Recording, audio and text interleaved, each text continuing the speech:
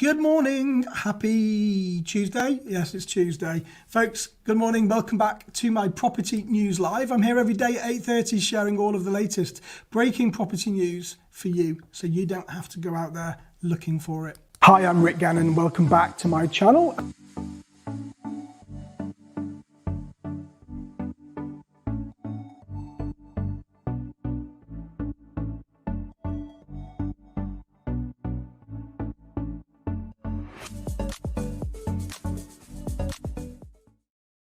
So good morning, folks. Don't forget to say hi. Don't forget to tell me where you're watching from, and then we'll do the shout outs. But I've got some really interesting news and catch ups today. Now, first of all, if you are on Clubhouse, of course, if you're not, you can't do this. But at 10 o'clock today, I'm hosting a 12-hour back-to-back property mastermind with some of the biggest shakers in the property world right now. I'd love you to come over to Clubhouse. My call sign, is that what you call it, is at Rick Gannon. And then you can come over. No sales, no pitches, no nothing apart from pure property content. So I'd love to see you over there. All right, folks. So first of all, click on that share button now. Let's get this news feed out to your masses so everybody can benefit. And then we can do the shout outs. So I'm going to come on to the government's discussion about stamp duty land tax in a while. So stick around for that. But first of all, the first news bulletin is that a prominent buy-to-let lender has launched a range of products to help landlords improve the energy of rental properties and to help cover the cost of the Green Homes Grant improvements. Now, last week we did a report about the EPC rating potentially going to C by 2025. So this is off the back of that. Now, Paragon's bank, so-called Green Further Advance products, are aimed at portfolio landlords accepted for the government's Green Homes Grant. And this covers 2/3 of energy efficiency improvements up to a maximum of £5,000. Paragon's products, which will have no application or product fee, and rates which will start at 3.35%, can be used to fund the remainder of the work. The mortgages are available in England on HMOs, multi-unit blocks and single self-contained properties. Paragon say that our research shows that a large proportion of landlords are interested in making their properties more energy efficient through the Green Homes Grant scheme, and these further advanced products will help finance any improvements. As part of our wider commitment to playing an active part in improving the sustainability of property in the UK, we are incentivising green improvements to buy-to-let properties by offering these further advanced deals with free valuations and no application or product fees. However, media reports in the past fortnight suggest that the government £2 billion Green Home Grant initiative has descended into confusion, with some renewable energy installers owed tens of thousands of pounds, while landlords and other property owners are waiting up to 4 months to have low carbon heating systems fitted. I'd be interested if you've actually applied for a Green Homes Grant. If you have, let me know in the comments. Let's do some shout outs. Let's go to the top. So good morning to Steve from Teignmouth. Emma, good morning from Ashford. Good morning to Kim from Teignmouth. And we've got Ian from Exeter, and I'm very well, thank you. Good morning to Ian. Good morning, Julie from Hemel. Good morning, Stephanie from London. Good morning, Michelle from Wandsworth. And Kim, you're joining Clubhouse. Awesome, Kim, good. Nice to see you over there. Hi, Rick. This is Harjot from Wolverhampton. Harjot, good morning. And Maria, listening in on YouTube from London. Alice, good morning, watching from Milton Keynes. Alessandra, good morning. And good morning to Yemi from Essex. Maralise, watching on Facebook from Cambridge. Where's all the LinkedIners? If you're watching on LinkedIn, now is your time to say hi. Okay, only for LinkedIners. Go, press the button, go. Christy, good morning from Brighton. Raj, watching from YouTube from Ashford.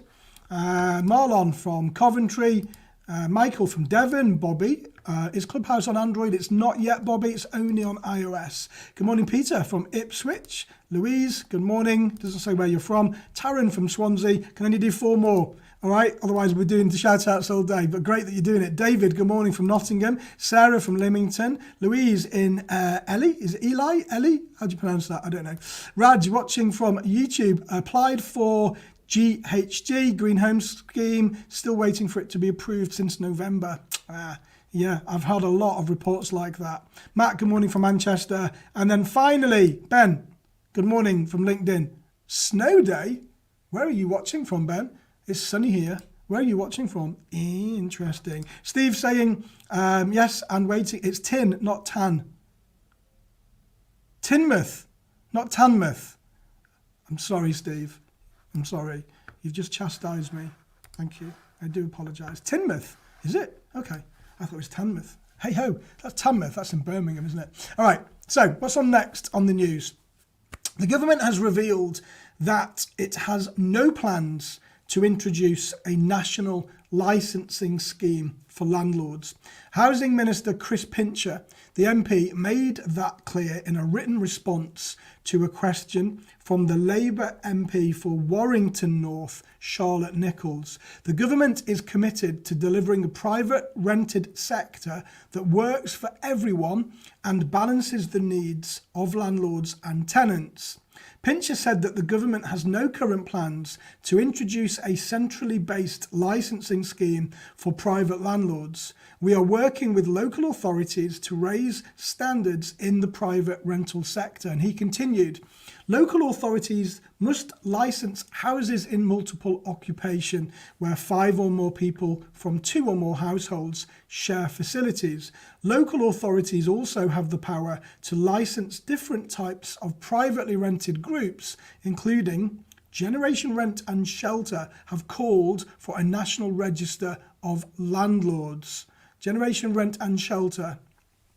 Okay, let's just leave that one there. Next on today's list, the latest market snapshot for the private letting sector shows rents holding steady into 2021, but voids increasing across the board. The Good Lord Rental Index shows that the average void period for a rental property in England rose from 21 days in December, a month which saw a remarkably brisk market, and I concur with that, to 24 days by late January, as lockdown restrictions and Christmas holidays created a lag on tenants finalising their lets.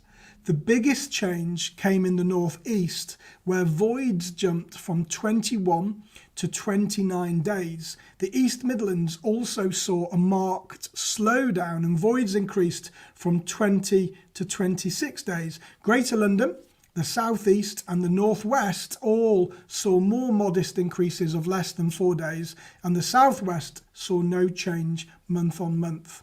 It was a less changeable period for tenants, which held steady across England despite the varied picture for voids. The average cost of a rental property in England rose slightly from £866.64 to £875.46.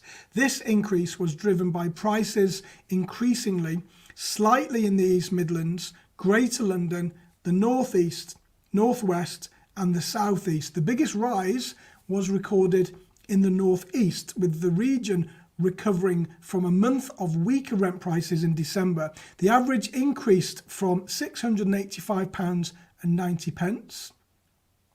The average increase went to £732.21. The South West saw average rents drop by 2%, whilst rents held steady in the West Midlands. The index also looks at tenant salaries as an indicator for the rental market.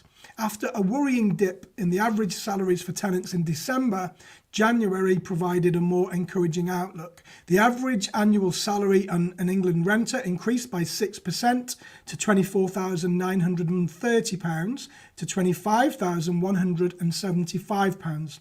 Similar figures were recorded between July and October 2020.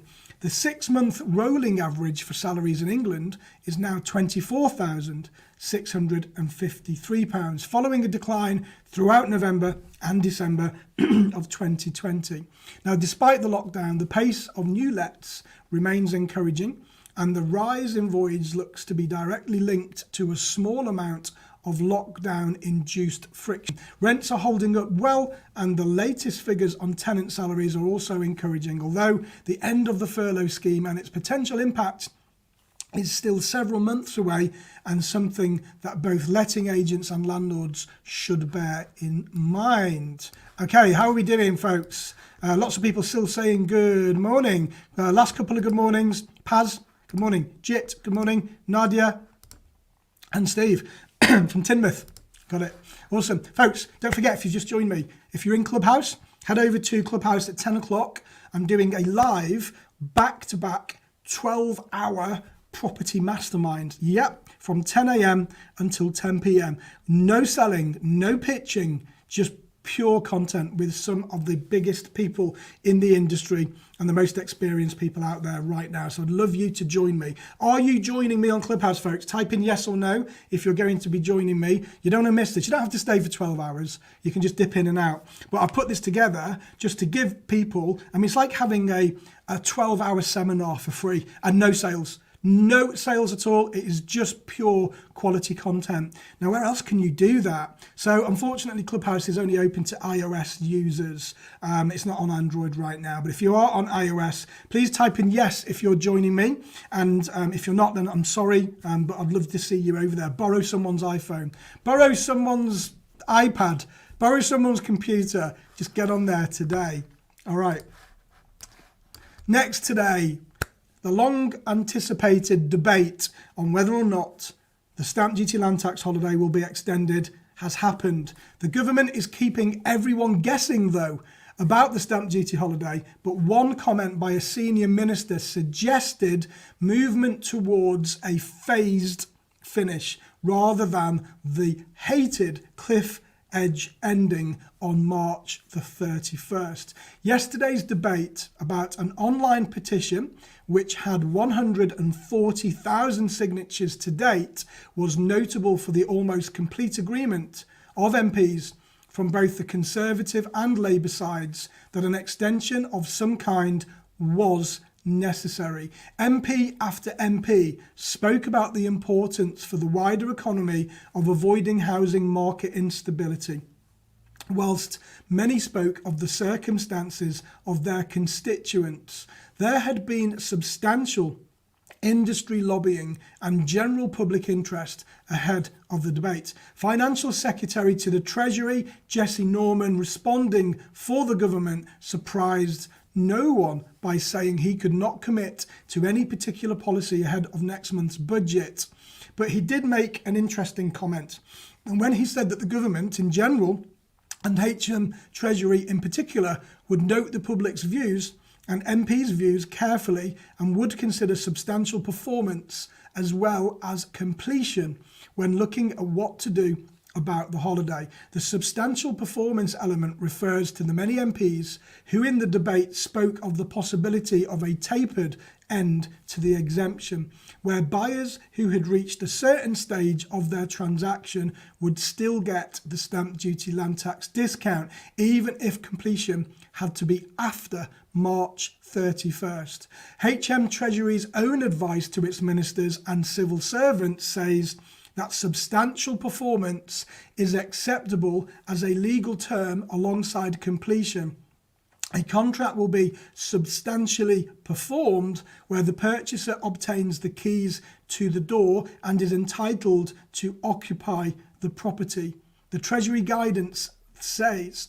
After the debate, Mark Haywood, Property Mark's Chief Policy Advisor, issued a statement saying, "We welcome the important debate on the issue of the stamp duty holiday and are pleased to see that there is clearly cross-party support for a holiday extension or tapered end, given the concerning cliff edge is now only 2 months away. The housing market boom caused by the stamp duty holiday has been hugely beneficial. However, the stamp duty cliff edge on the 31st of March could cause thousands of sales to fall at the final hurdle and have a knock-on and drastic effect on the housing market, which has recovered well from the COVID slump. We are continuing to call on the government to rethink these timings so pressure on the system can be released to allow transactions to complete and avoid a disorderly and distressing period for movers and businesses throughout the market. What do we think? I think it's going to get extended. That's what I think. Let me know what your thoughts are. I think at the moment the appetite will be tapered. If it's not, I'll be very, very surprised. So Kirsty, you're joining me on Clubhouse. Helen is as well. Julie, you haven't got access yet. Helen saying thank you. Sarah, you're at work today. Okay, no problem. You've got some invites. Christy's got some Clubhouse invites. Private message Christy if you need to get on. Melinda, good luck today. You can't join. Thank you, Melinda. Ben, shame you've only got an Android. Emma's saying you're going to be there. Paz, you're not a member. Get on it, Paz. It's free. Totally free. 12 hours of content today for nothing. Matt, you can't do it, but you've shared. Thank you. Melinda, common sense will hopefully win the day. And Steve saying, I hope so. That's it from me today, folks. We're into our 15 minutes. Hope that was useful. If it was, give me a thumbs up. And make sure you click on that share button. I'll be back tomorrow as normal at the normal time. And don't forget, no matter what you do today, you know what to do. You've got to have some fun. See you on Clubhouse at 10 o'clock. Hi, I'm Rick Gannon. Welcome back